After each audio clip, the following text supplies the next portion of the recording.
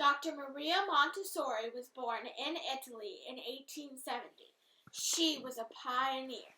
She advanced women's rights and education in ways that have not since been equaled. As the first female doctor in Europe, she became increasingly frustrated by the inequality that surrounded her. She ultimately created a method of education that followed the natural development of the child and was accessible to all. Perhaps her most important achievement is that her methodology established a culture of peace and equality that continues throughout the world today. It always amazes me how few people know of Dr. Montessori. This is a woman who started out, who was born in the 1800s to a well to do family. And her parents respected and understood the value of education. So Maria Montessori was on that education track as a child. Maria did well in elementary school, passing exams with ease, but often found school boring and repetitive. With the help of her mother, she convinced her father to let her enroll in technical school, where she studied engineering. After graduation, she entered medical school as the first female student in Rome. Banned from the lab, she did her studying alone at night in the morgue. Despite all that stood in her way, Maria became a physician and so much more. I love that she stood up by persevering against the forces that tried to restrict her from pursuing her dreams. And then she continued to defy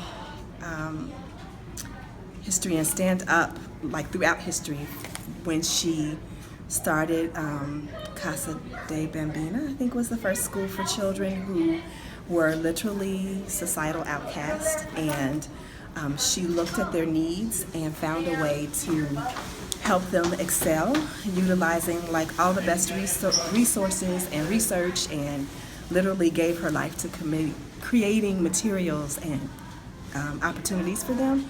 And she inspired a movement that still exists over 100 years later, where people fight for the children of the world and and make it possible for them to be seen and known and have the best possible experiences. And so, she's amazing. The materials and methods that Maria Montessori spent much of her life developing are still widely used today.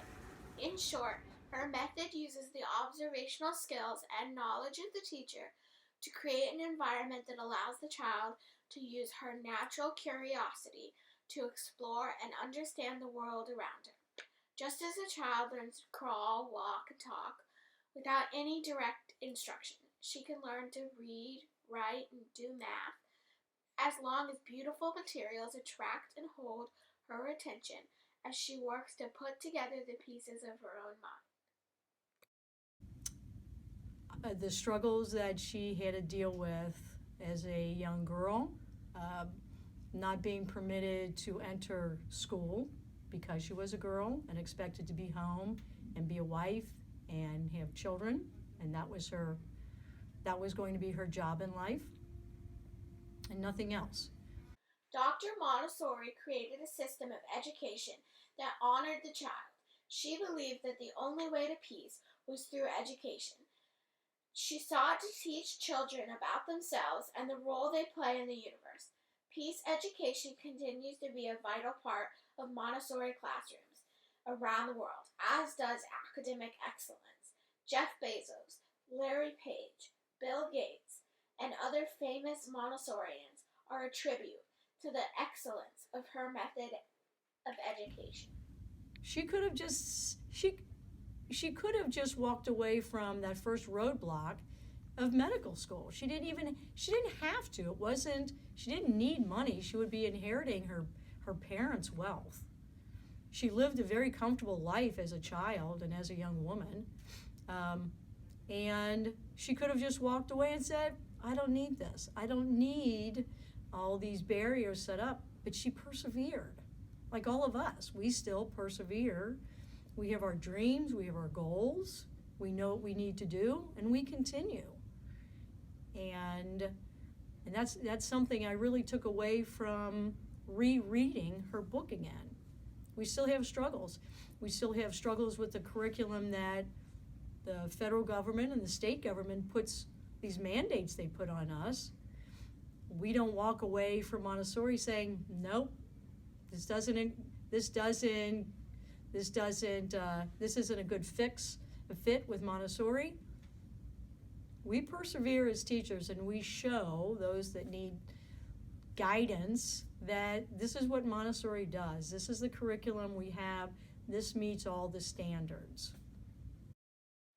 Life wasn't always easy for Montessori. These pictures with her son hide a long-kept secret. Dr. Montessori also ran into personal struggles. She also ran into, she had a son, and it was a co-worker, and he said to her, if you ever tell anyone that this child is my son, that we had this child together, I will smear your name. You will lose everything you have, and this son will never get any inheritance from me. Don't ever get married. And she promised never even to get married. She promised this man she would never marry anybody. And again, those are still issues that women still deal with today. So she gave up her son. He lived with people in a small village, and he was well into his 20s, late 20s, and she still referred to him as her nephew or a secretary, just so that she could stay focused on her career path. And there are groups today that would still shun her, would still shame her for having a child and not being married. But she had the child, she made sure he had a good life, and she reconciled her son, but he was well into his 30s before this could even happen. So again, I keep going back to, she persevered, she knew what was right, she knew what was best for the child. That's where she keeps going. What is best for the child? Dr. Montessori stood up for the rights of women. She stood up for the disabled and the poor. She stood up for those who didn't have a voice. But what she so brilliantly understood was that the children were our only hope for change. And above all, she stood up to make sure that we secured the best possible future for all.